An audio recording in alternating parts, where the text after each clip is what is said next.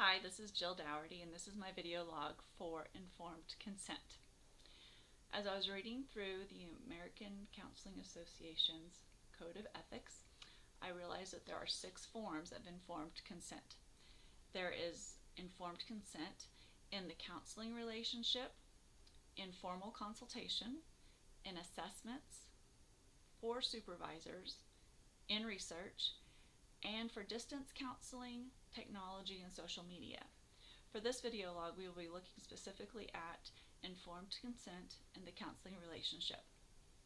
The state of Oklahoma has a very short paragraph about informed consent that deals with the client's freedom to choose to enter into a counseling relationship, the counselor's obligation to review in writing and verbally with the client the rights and responsibilities of both parties, and the ongoing informed consent that happens during a counseling relationship and how that's documented.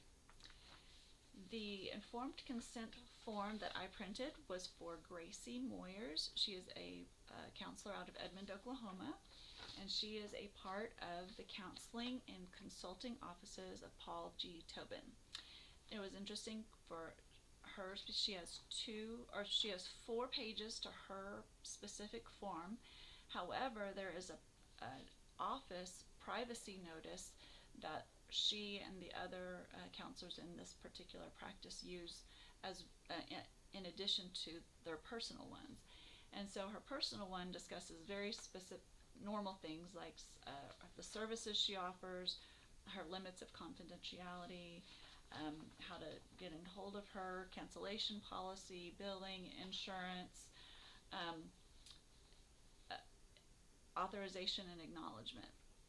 And then under her limits of confidentiality, she says to refer to the privacy policy. And in that privacy policy, they talk about times when consent and authorization are not necessary for disclosure.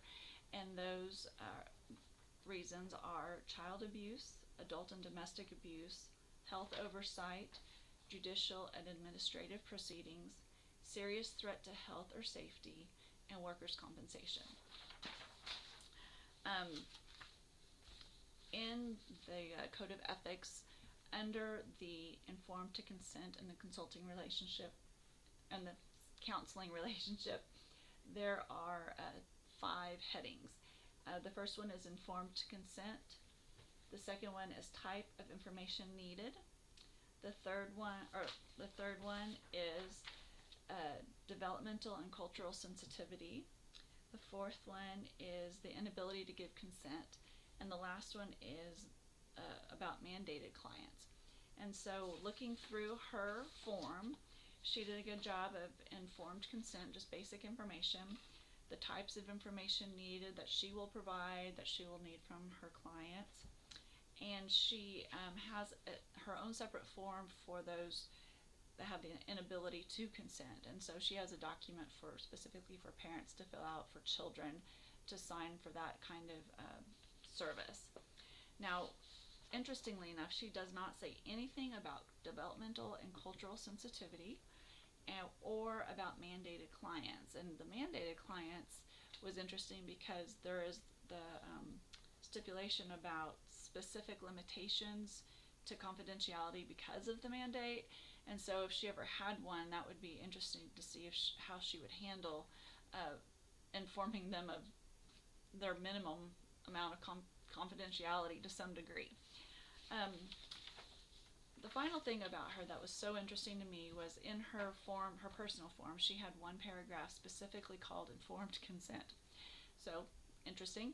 However, this had everything to do with domestic cases and not going to court. And she was very clear about not being called to testify, do not call me, you agree not to call me, and for something that is a breach of ethics for mental health counselors, obviously, but to make sure that their clients were very aware of that.